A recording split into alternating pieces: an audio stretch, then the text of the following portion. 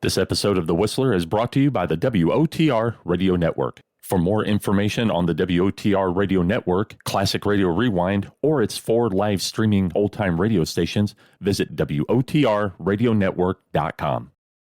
The Signal Oil Program, The Whistler.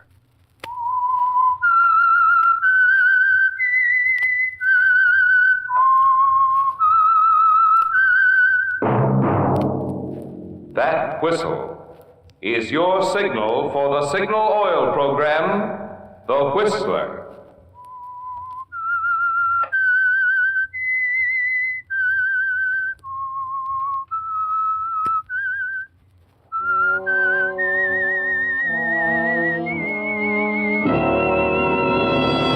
I am the Whistler, and I know many things, for I walk by night. I know many strange tales hidden in the hearts of men and women who have stepped into the shadows. Yes, I know the nameless terrors of which they dare not speak.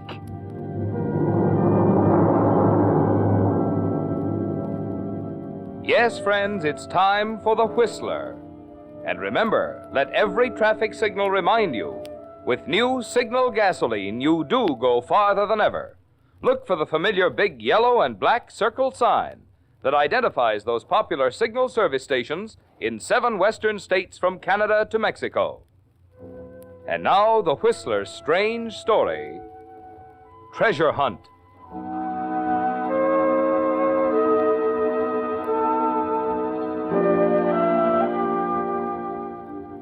If it were possible somehow to stand at some point in the distant future and look back at the life of Robert Bolton, we'd find it neatly divided into 2 halves, divided by a matchstick. The first half was successful. Robert was an egotist whose egomania led him to believe that because he'd given the world the ecstatic pleasure of his company for 32 years, it owed him a living in return. He lived by his wits, and because they were extraordinary wits, he managed to dodge, double in his tracks like a smart halfback avoiding tacklers, and keep 1 jump ahead of the law. And then one day, shortly after the train he was riding on pulled into the little country town of Redmond, Robert, standing on the station platform, put a cigarette in his mouth and reached in his pocket for a match. The pocket was empty. He shrugged and strolled across the street to the general merchandise store to buy a box. But it's $200,000 at least. That's what you've been saying ever since old Colonel Randolph died. They've been living on credit for 5 years. Oh, every soul in town. And I'm telling you, Gregory Mott, we ain't going to see 1 red cent. You mark my words. How do you know we ain't? Well, just you go back and look at them bills the Randolph sisters has got run up here. Flour and eggs and milk and everything. It's nigh on to $500. But Martha and Evie's bound to find that money any day now. Can't never tell. If I hear that again, I'll scream out loud. When we find Grandfather Randolph's $200,000, we'll pay our bills. Well, they ain't found it yet, and they ain't gonna, if you ask me. Reckon the old colonel hit it good. And that's another thing. Why'd any man hide that much money around and leave a crazy poem to tell where it was hid? Is that reasonable? Oh, I know, Lou. It's just that Martha and Evie Randolph are such nice... I know. They're ladies, wearing them lace things like they was rich. I notice Martha's too much a lady to marry Sheriff Conway and get her bills paid. Maybe he ain't asked her. Evie thinks she's too good for him, and that's why. Ain't no excuse for letting their bills run. Why, they could take in boarders. They're willing to take in boarders, but who stops over in Redmond? Well, talking about it won't get us our money. I'm just getting tired of this whole... I beg your pardon. Oh, hello there, mister. Been here long? No, I just came in for a box of matches. Sure. Here you are. Thanks. You just passing through on the train? Yeah. You have a nice town here, Mr. Mott. I was on my way to Florida, but Redmond is such a charming little place. Might stay over for a while? Could be, Mr. Mott. Could be.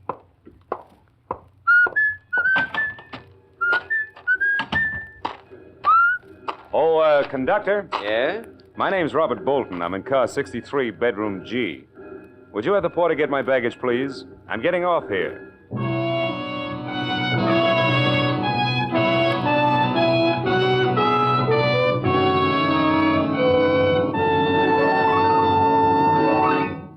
With with the prologue of tonight's story, Treasure Hunt. The Signal Oil Company brings you another strange story by The Whistler. But now I think you'll be interested in a letter I received after a recent Whistler broadcast in which I had told how the atoms in gasoline molecules are actually rearranged to put exciting new power into new Signal gasoline. The letter read, Mr. Miller, you say they rearrange atoms in making Signal gasoline. I thought atoms are the things scientists split to make atomic bombs. Well, it occurred to me that other listeners may have wondered about this, too, so I'd like to make this point clear. Splitting atoms to release atomic power is one thing, but rearranging atoms is a completely different branch of science, through which some of today's most remarkable new products are being created. Take nylon hosiery, for instance. Do you know how nylon was created? Why, by rearranging atoms. And that fine new synthetic rubber for tires, it too was made by rearranging atoms. So you see, in rearranging gasoline atoms, Signal is just using the latest scientific method to put tremendously increased power into new Signal gasoline. Just another example of the alert, progressive policy of Signal Oil Company, which for 14 years has been quick to bring you every latest scientific advancement in the fine quality petroleum products wearing the name Signal. And now, back to the Whistler.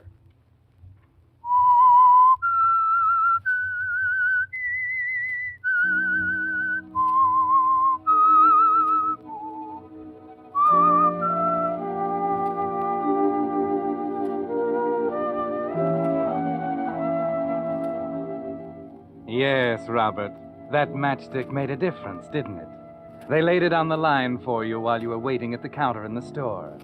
And you're thinking it over carefully now as you sit in the parlor of the huge old Randolph home in Redmond, making your first impression on the Randolph sisters. It took you only a minute to analyze them. Evie, ailing, suspicious, jealous of the family traditions. Martha, 45, hungry for sympathy, color, laughter. She's made to order for you, isn't she, Robert? Your opening move is a triple play. You talk to Evie, your remarks are aimed at Martha, and your mind is on the $200,000 hidden by Grandfather Randolph. And so you see, Miss Evie, I just had to stop in here and inquire about a room. It's such a perfect place to finish my book. Oh, you're an author. Yes. I write poetry. Poetry. Oh, how beautiful. I have always considered poetry a frivolous way of expressing thoughts which might better be done in prose. I love it. Your judgment is not to be considered, Martha. But, go on, Mr. Bolton. Well, I graduated from Harvard in 1931, and I wandered around a bit. India, China, Japan, even got as far as Tibet. Oh, how wonderful. You've really been to those places. Yes. Mr. Bolton, I am not interested in your wanderings. Oh, I'm sorry. But I've got to have some place in which to write. A place like this, Miss Randolph, with these lovely trees, these grand old rooms with their fine floors. That mahogany staircase. Why, that's a poem in itself, Miss Randolph. A sweeping curve ascending high to end its rapture in the sky. Oh, that's William Brown. Why, yes, Miss Martha. You know his poems? He that to the voice is near, breaking from your ivory pale. Need not walk abroad to hear the delightful nightingale. I think it's so lovely. And I think we have had enough of this grammar school recitation. Yes, Evie. Mr. Bolton, you may have the room. However, I am not a well woman. Therefore, I must have it understood that should I change my mind at any time, I shall expect you to understand. Martha? Yes, Evie. You may show Mr. Bolton to the room above the veranda. Thank you again, Miss Randolph. I'm sure that my stay here will prove mutually profitable.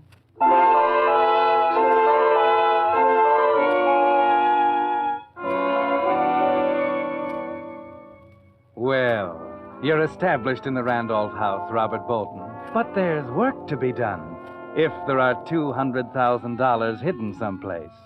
You know Evie Randolph is shrewd, almost as clever as you are.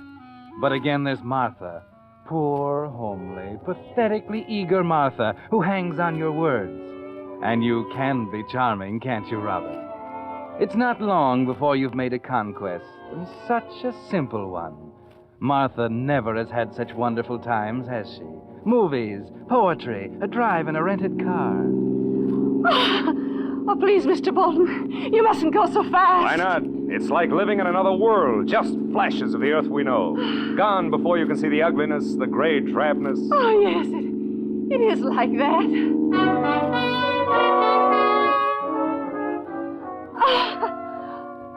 Oh, it's wonderful to hear you laugh, Martha. Wonderful. I was laughing, wasn't I? Her laughter like the bells of Eden. Oh, it's all so lovely, Robert. Oh, so lovely. Do you really mean this is the first movie you've seen in 3 years? I never go out much, Robert.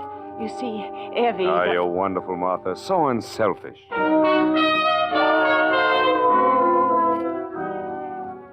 Yes, Robert, it takes only 3 days. Martha is hopelessly in love with you. But you've been very careful not to make love to her, haven't you? That you've been saving for a very important moment. A moment that comes one day as you walk with Martha in the garden of the Randolph place. Robert, is there anything wrong? Wrong? Is something troubling you? Well, the book isn't going so well. Oh, is that all? But you've got to expect times when you think things are all wrong. You told me that yourself, Robert. Yes, but this is different, Martha. Maybe I'm a failure. Maybe people are right when they say a poet is some odd kind of a freak. But I don't feel that way. I know that, Martha. And I'm grateful. No, I'm the one who should be grateful. And I am, Robert. So grateful. You? But what for? Oh, because you've made me laugh. You brought something here that... I shouldn't talk like this, Robert. Why not, Martha? Well, yes. No, I won't say it. Say what, Robert? Look here, well, for the first time in my life, I find myself unable to choose the right words. But, Martha, what would you say if I told you I loved you? Oh, please, Robert, no. I'm sorry, I shouldn't have said it. But you did. You did. I'm a fool. You said it. But you can't mean it. Look at me. Look at me, Robert. I am, Martha. There's nothing for you to fall in love with. I'm ugly, Robert. Ugly. Don't say that. It's true. It's true, Robert. No, it's not. Listen to me, Martha. What is beauty if it has no soul? What is loveliness if there is no heart? That's... Robert Bolton. Martha. Oh, Robert. No, I shouldn't have. What have I to offer you? Nothing. You and your sister have all this, the house, the garden, money. Money? Well, Robert, dear, we have no more than you. Oh, you're joking. No, my darling. No, I'm not. Evie and I have been living on credit. Everyone thinks we'll find Grandfather Randolph's money. Money? There is money? I don't believe it, but Evie does. She's looked for it so many times. Oh, treasure hunt, huh? You're making fun of it. Oh, no, dearest. But, well, things like that just don't happen, not in real life. But suppose there was money, and we found it. Then you wouldn't have to worry about staying here with Evie. She could have the money, and we could have each other. Do you mean that, Robert? Don't you believe me, Martha? Oh, yes, Robert. But Evie would never let us have the verse. Verse? I don't understand. Well, Grandfather Randolph left the secret of the money hidden in a little verse he wrote. Evie keeps it in her room. I've only seen it once. Oh, well, that's that. But I could make a copy of it when she's asleep. She wouldn't have to know. Oh, you're clever, sweetheart. You know, I never would have thought of that. And if we find the money, we shall taste the sweets of Araby and live but for the ecstasy that life shall bring to us.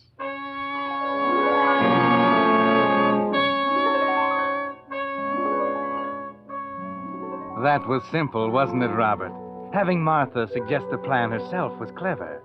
She doesn't suspect a thing. Poor, homely Martha, who doesn't know you're going to leave the moment you find the money. And the same night, she brings you a piece of paper. Here it is, Robert. Are you sure Evie is... Evie is asleep. I left her medicine on the table by her bed, so she doesn't have to call me. Oh, you are clever, my darling. Now, let me see the verse. Oh, here it is. Oh. When the bishop's mitre points to 3, then a shadow long you'll see.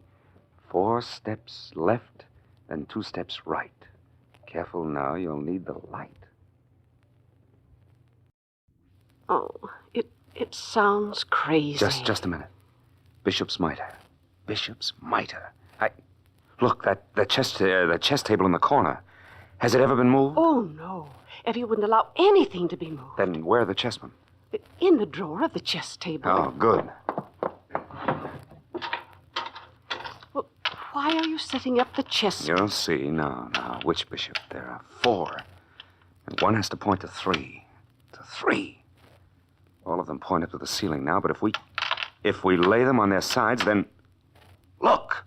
This Black Queen's bishop, it points to the grandfather's clock on the other side of the room. And if you point it to 3... That's it! The bishop's mitre points to 3. Martha! It's Effie. She woke up. You better go. We'll continue this tomorrow night. Go ahead.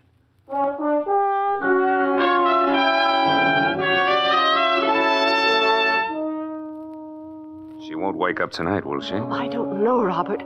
But did you figure I think out... so, now. The bishop's mitre points to 3. Then a shadow long you'll see. Shadow. Let's look outside. At 3 o'clock, the shadow of that elm tree would be... Come on!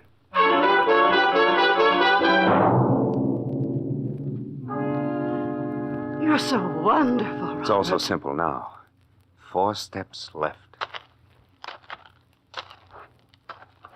Then 2 steps right. And right in front of the old cooling shed. And the next line reads, careful now, you'll need a light. Martha, that means we'll need a light to see inside the cooling shed. That's it. The money is in the cooling shed. It is. But, we just don't have a light now, do we?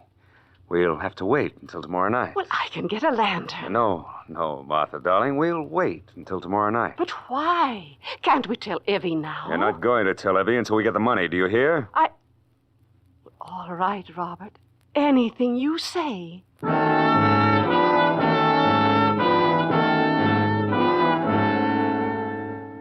Of course, Robert. Wait until tomorrow night. Then you'll plan to sneak outside without Martha. And you needed time to pack, didn't you? Get ready to leave suddenly with the money and without Martha. So the next day you sit in the garden smoking a cigarette, smiling to yourself, thinking how easy it was. Then suddenly... Howdy, Mr. Bolton. Oh, hello, Sheriff Conway. You know me, huh? Why, of course. You've been pointed out to me. In addition, the star glittering on your vest is, in itself, a monumental advertisement. Yep. Mind if I sit down a mite? Certainly not, Sheriff. Make yourself at home. Did you come here just to sit in the sun, or do you have something more important on your mind? Well, Bolton, I ain't one to beat around the bush. There's some talk going around about you and Miss Martha. Really? What harm is there in that? Well, you're a young man, handsome. Thank you, Sheriff. I didn't know you cared. I don't think you're up to any good, Bolton. Martha's good 15, 20 years older than you. Oh, so that's the way the wind blows, is it? Torch-bearing in the provinces. You love her, don't you? Listen, I came here friendly-like, but I'm having a hard time now to keep from smashing that pretty face of yours. But you won't do it, Sheriff, because you'd look a great deal sillier and more stupid than you do now. You can't afford that, Sheriff. You're smart, ain't you, Bolton? Smart enough to know you haven't got a thing to say in this matter. Now, you listen. I intend to remain here as long as I like. You're after that money. You can prove that, of course. He doesn't have to. Miss Effie, you hadn't ought to come out here. It was thoughtful of you, Sheriff Conway, to concern yourself with our affairs, Martha's and mine. However, I am quite capable of handling this. Miss Effie, don't go getting riled up now. You're hard, Please, you know. Sheriff Conway. Mr. Bolton. Yes, Miss Effie. I gave you to understand when you came here that any time I chose to ask you to leave, you would do so. So what? Consider this your last day here. You'd better reconsider that. You heard Miss Effie, Bolton. Sheriff? Yes, Miss Effie. Mr. Bolton, I'm a sick woman, but I'm not blind. My sister Martha is impressionable. She is infatuated with you, and you've done nothing to discourage her. Perhaps I love her. That's ridiculous, and you know it. Mr. Bolton, if you're not out of the house in 1 hour, I shall ask Sheriff Conway to evict you. Martha might have something to say about that. I've already told her. You have 1 hour, Mr. Bolton.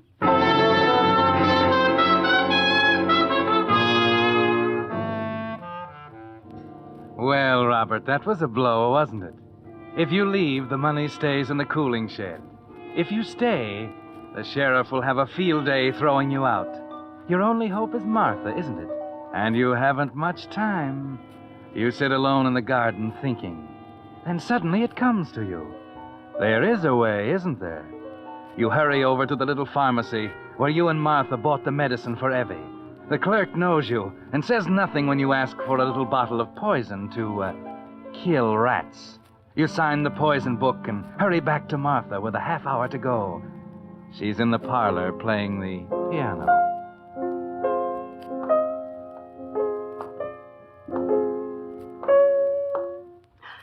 Robert. Please, Martha, go on, play.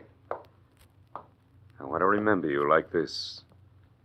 It rather fits the mood. Please, Robert. I'll just stand here by the piano and... Oh, It's poison. Robert, what were you going to do with this? You weren't supposed to see that. Give it to me. You were going to kill yourself? All my life, I've had cherished and loved things taken away from me. I'm tired, Martha, tired and beaten. Misunderstood by the people I love the most. Your sister, you. Not me, Robert. I swear it, not me. You were going to stand by and let me leave, weren't you? But what could I do? Evie You is... see? I love you, Robert. I love you so much. And does that solve the problem? No. What can we do? What can I do? You could marry me. Then Evie would see that I do love you. Robert, marry... Don't you want to, my darling? But Evie... Give me that bottle. No! No, I'll marry you, Robert. Now, today, we can go to Milltown right away. Yes. Anything you say, Robert. Anything you say.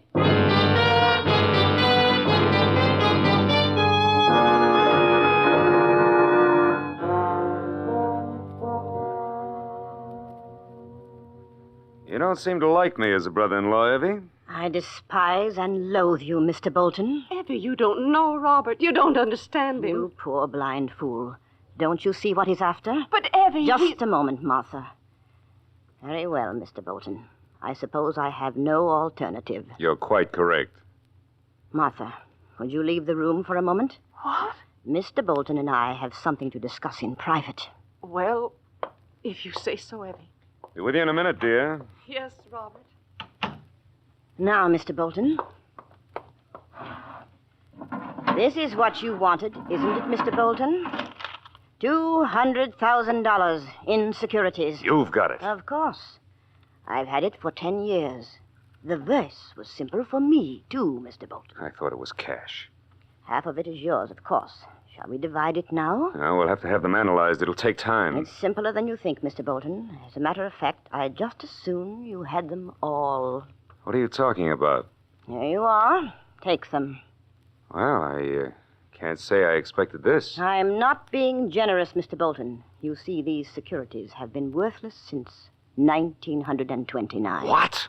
Take them, Mr. Bolton, and get out. What kind of a trick is this? I said get out. You know it now. Tell the whole town about it. We defrauded them. We lived for 10 years on credit because they believed the money was here. You let me marry that ugly, stupid sister of yours? She knew it all the time. She did not know it because I never told her I found them. Now get out. Get out! Take your securities, Mr. Bolton. You've got what you came for. Martha! Martha, come quickly! Martha! Evie! You're ill! Oh, Robert, please! You, I hope you die. Robert! Robert, wait!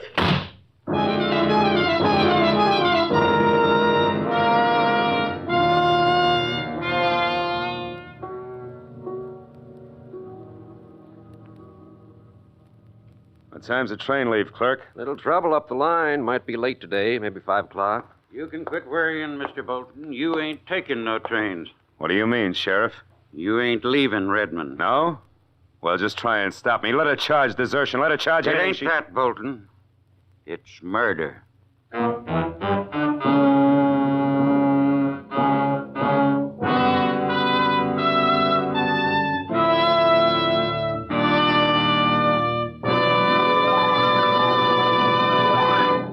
The Whistler will return in just a moment with a strange ending to tonight's story. Meantime, I'd like to bring you the solution to a little mystery that's puzzling a lot of drivers these days. Why are so many batteries going dead? Well, the answer is simple. Most batteries today have already seen a lot of use, and cold weather starting puts even more strain on today's tired batteries. That's why, if you don't like the experience of going out to start your car and finding your battery dead, it's just good insurance to make regular use of your signal dealer's complete battery service.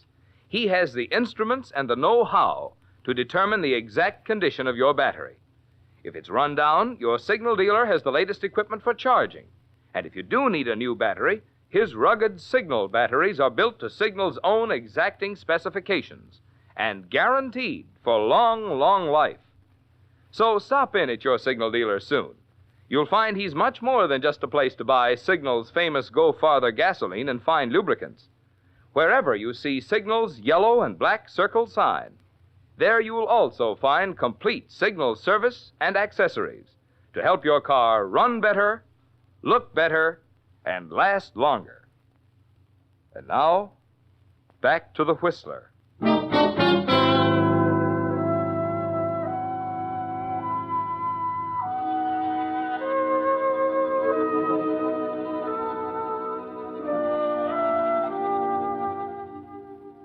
That one stopped you, didn't it, Robert? For once, you have nothing to say. And though you don't know it, the first half of your life, the half you lived before you reached into your pocket on the station platform at Redmond and found you were out of matches, is over. And the second half is about to begin.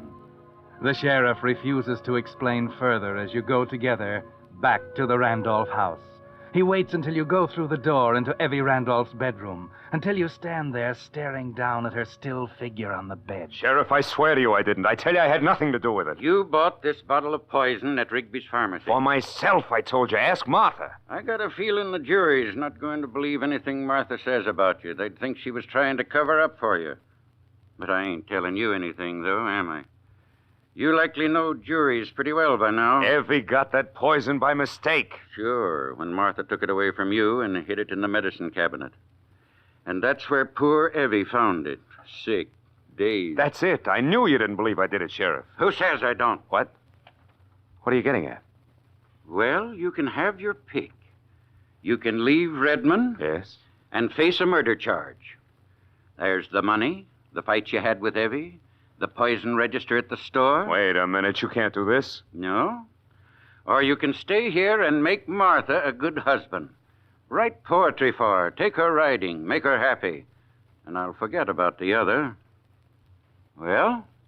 I won't do it. Oh? Murderers hang in this state, Bolton. All right, Sheriff. You win. And I'll be around checking up. And if you ever try to run out on her, I'll reopen the case on new evidence. And I swear before the Lord, Bolton, I'll hang you.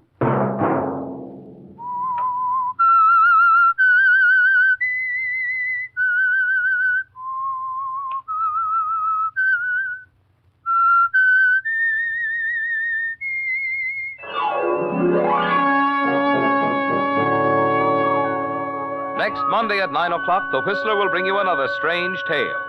The Whistler is broadcast for your entertainment by the marketers of Signal gasoline and motor oil and fine quality automotive accessories, and by your neighborhood Signal dealer. This program, directed by George W. Allen with tonight's story by Russell Hughes, music by Wilbur Hatch, is transmitted to our troops overseas by the Armed Forces Radio Service.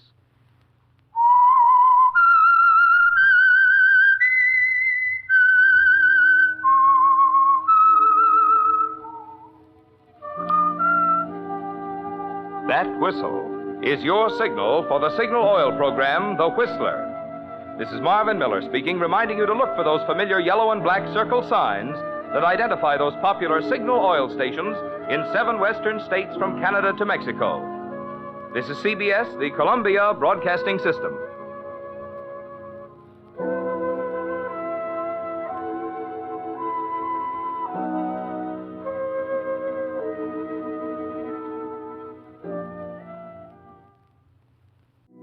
You're listening to the WOTR Radio Network,